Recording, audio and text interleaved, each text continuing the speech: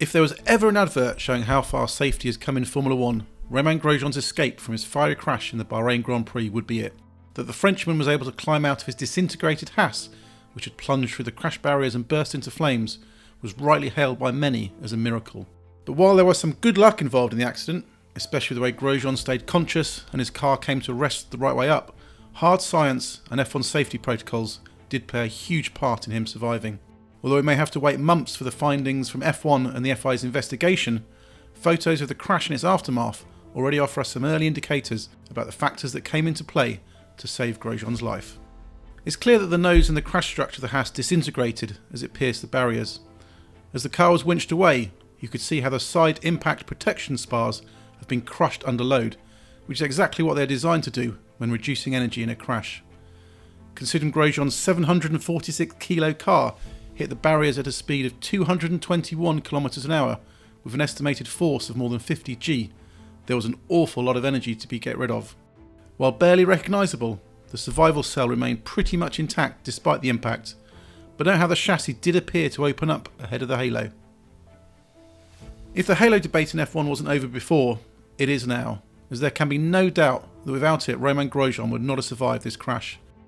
As the chassis slid through the barrier, it appears that the halo peeled open the gap in the guardrails, and in doing so helped protect Grosjean's head from the metalwork.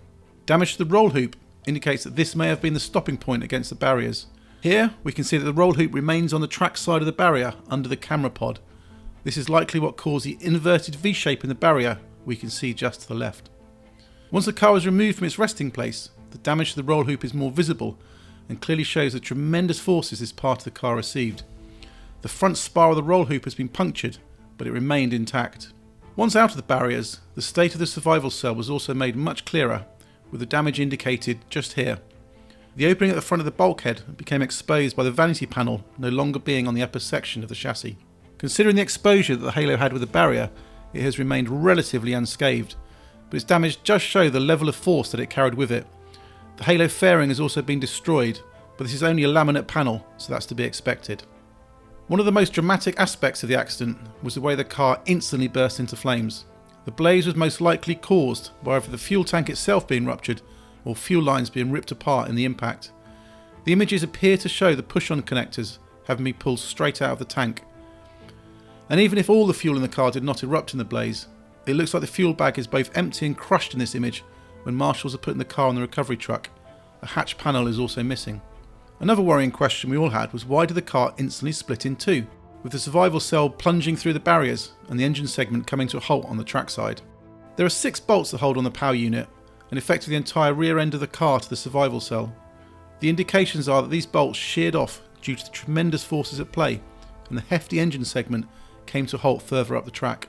Analysing all these images, there's no doubt that without the safety features of the car doing their job, coupled with the sheer bravery of the marshals, plus the rescue crew of Dr. Ian Roberts and Alan van der Merwe, we would have been looking at a much worse outcome than the one we saw. But we must also thank the tireless work of Charlie Whiting, Professor Sid Watkins, Sir Jackie Stewart, the GPDA's chairman Alex Wirtz, the FIA and countless people in Formula 1 for ensuring that drivers can walk away relatively unscathed from horror crashes like this one.